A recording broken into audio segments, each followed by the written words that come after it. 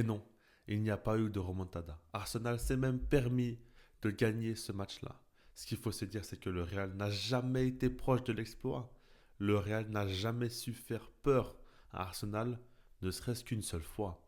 Ici, on a eu un match où Arsenal a été au-dessus et a su véritablement poser beaucoup de problèmes au Real Madrid. Quand on regarde dans la production, honnêtement, c'est inquiétant parce que le Real Madrid n'a pas du tout été dangereux. Il y a un seul but qui a été inscrit et c'est sur une grosse erreur individuelle de Saliba qui se relâche suite au but inscrit par Bukayo Saka. Mais quand tu regardes, il y a eu très peu de tirs cadrés, très peu d'occasions dangereuses générées et on a vu une équipe du Real Madrid qui est de plus en plus, comme je le dis à chaque fois, la caricature d'elle-même. Et je vais en reparler et je ferai des explications là-dessus. Mais je trouve que aujourd'hui le Real Madrid, c'est un club qui se repose uniquement sur son histoire. En tout cas, cette saison, c'est le cas. Parce que dans le jeu, il se passe rien. Et souvent, dans le jeu, c'est pas très abouti du côté du Real Madrid, mais au final, ils s'en sortent. Là, c'est trop. Quand tu regardes l'équipe coupée en deux, tu as la ligne défensive et la ligne d'attaque. Le milieu de terrain est inexistant et on balance des ballons pour espérer que Vinicius fasse un exploit individuel ou que Mbappé en fasse un, ou que Jude Bellingham en fasse un, ou que Rodrigo en fasse un. Ils n'ont rien fait. Il n'y a pas un de ces quatre joueurs-là qui a été dangereux. Pas un seul. Ils n'ont rien fait. Bellingham a failli péter un câble. Lui, on l'a vu s'énerver, faire des fautes, avoir des gestes quand même assez surprenants où il a balancé des joueurs par terre, etc. Mais balle au pied, il n'a rien fait. Mbappé, il y a eu une accélération au début du match, après on l'a plus vu. Vinicius, il a peut-être essayé de dribbler, mais il n'a pas réussi à dribbler. Et Rodrigo a été inexistant.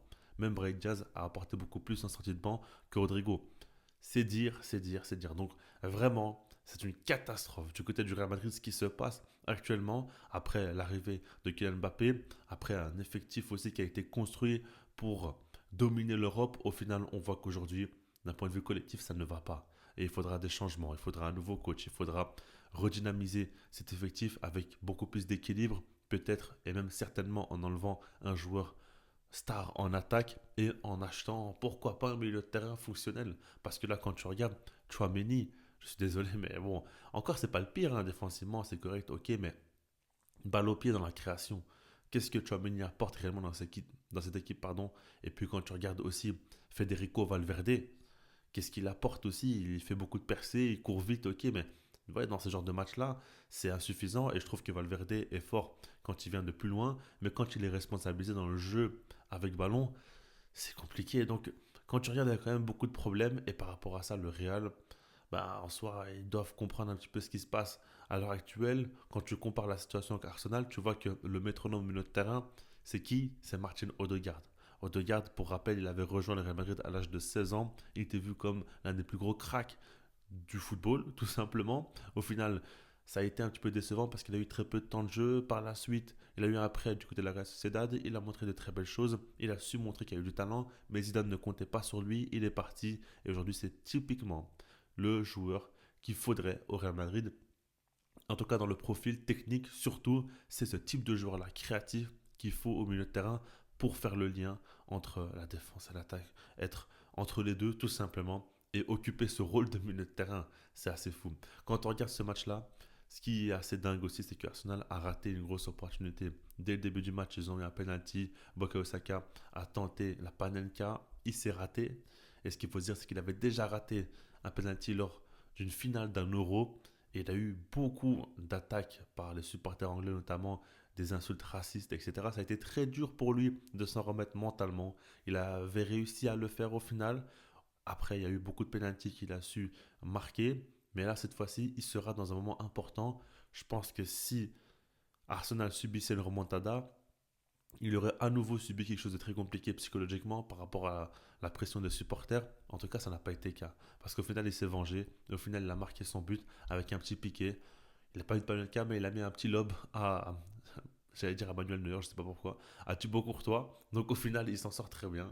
Et ouais, il met son but de manière globale. Je trouve qu'il fait un bon match parce que Alaba n'a rien su faire face à lui. Et puis, d'ailleurs, on parle du Real Madrid, de pas mal de choses, mais pour moi, Carlo Ancelotti, en termes de choix, tu mets David Alaba qui vit une saison très très très difficile et tu mets Lucas Vasquez. Je pense personnellement que déjà, mon côté gauche, il n'y a peut-être pas beaucoup de solutions, c'est vrai, mais bon, à la base, ça reste quand même un joueur en grande difficulté en ce moment. Peut-être que Fran Garcia aurait été même plus intéressant, mais bref. Ce que je veux dire par là, c'est que pour moi, c'est évident que Valverde aurait dû démarrer en tant que latéral droit pour partir de plus loin, pour qu'on puisse exploiter sa vitesse du côté du Real Madrid. Et puis au milieu de terrain, je pense qu'un joueur comme Luka Modric aurait dû apporter sa qualité technique et puis son aisance balle au pied, parce qu'en soi, le Real a eu le ballon, Arsenal a laissé le Real Madrid avoir le ballon, mais ils n'ont rien fait. Pourquoi? Parce que les attaquants étaient trop éloignés des porteurs du ballon. Donc au final, il fallait le trouver sur des ballons longs, mais il n'y avait pas d'espace dans la défense d'Arsenal qui était assez bas sur le terrain. Et il n'y a pas de joueur purement avec un profil de numéro 9 au Real Madrid pour réceptionner des ballons longs. Donc au final, rien n'était cohérent, rien. Et comme depuis le début de la saison, au bout d'un moment, il faut être honnête, le Real Madrid n'a pas été bon dans la production, dans le jeu depuis le début de la saison. Mais pire que ça, c'est pas qu'une question d'être bon ou d'être pas bon, de proposer du football qui est beau, qui n'est pas beau. C'est pas ça la question. C'est simplement d'être cohérent et d'être en phase avec ton effectif, les forces en présence, les faiblesses et un jeu qui va avec. Aujourd'hui, ce n'est plus du tout le cas. Et ça pose vraiment, vraiment problème. Et donc, quand tu regardes dans la production, Arsenal a été tranquille. Pourquoi? Parce que le Real Madrid a voulu mettre en place un pressing. Au final, ils ont confondu intensité et agressivité. Parce que là, ils ont été très agressifs. Et en soi, c'est ce qu'on aurait pu espérer de leur côté, mais c'est surtout pour faire des fautes au final. Ils ont fait énormément de fautes et ils ont cassé leur propre rythme. Le Real Madrid devait mettre en place un gros rythme pour essayer d'enflammer le match, pour essayer de marquer rapidement, etc. Au final, ils ont fait des fautes à répétition, donc ils ont cassé leur propre rythme. Et à ce moment-là, Arsenal pouvait se reposer tranquillement à chaque fois et ralentir le jeu grâce aux fautes obtenues. C'est ça qu'il faut se dire au final. Ils ont été à côté de la plaque. Et en même temps, c'est logique. Quand tu ne réussis pas un seul match en termes de pressing, c'est pas du jour au lendemain où Vinicius et Mbappé, qui se permettent de ne pas défendre, qui vont réussir un bon pressing, un bon match, et à ce moment-là te faire la différence dans le jeu sans ballon. Non, ça ne se passe pas comme ça. Même si Vinicius a récupéré un ballon à Saliba qui fait une grosse erreur individuelle et qui marque de la sorte, ça ne suffit pas. Il faut beaucoup plus dans le jeu et ça n'a pas été le cas. Se reposer sur Thibaut Courtois qui fait des exploits constamment, ça n'a pas suffi encore une fois. Il fallait faire plus. Et Arsenal, honnêtement, ils m'ont surpris parce qu'ils ont bien géré leurs émotions et au final, leur plan de jeu a été bon. Ils ont eu des séquences de possession où ils ont encore une fois ralenti le jeu. Et puis, ils ont eu des séquences où ils ont joué en contre-attaque. Et là, ils ont été très dangereux. Et en soi, ils n'ont pas été cliniques, hein. Devant la cage, ils ont eu beaucoup de situations pour tuer le match beaucoup plus tôt, avec ce penalty, avec quelques ratés de Bukayo Saka encore, de Martinelli ou même d'Odegaard. Plusieurs fois, ils auraient pu tuer le match définitivement. Declan Rice, je trouve qu'il y a des moments où il aurait pu frapper, mais il a préféré faire la passe. Bref, ils auraient pu tuer le match beaucoup plus tôt. Mais malgré tout ça, ils ont été au-dessus. Vraiment, ils ont été au-dessus. Même dans ce match-là, ils ont été plus dangereux. Ils ont eu des occasions beaucoup plus nettes devant la cage. Alors qu'ils devaient simplement sécuriser leur avantage de 3 buts. Donc, c'est fou, honnêtement c'est fou et on va voir hein, la suite de la saison du côté du Real Madrid. On sait qu'Mbappé est blessé, certainement une torsion à la cheville vu comment elle a tourné. On sait qu'ils ont encore une finale à jouer face au Barça. Avec leur état d'esprit actuel, ça va être compliqué. Il y a la Liga aussi dont ils vont se raccrocher. Mais bon, force à eux, on verra comment ça va se passer du côté du Barça. On va jouer face à l'Inter Milan. Ça va être très très très difficile en demi-finale.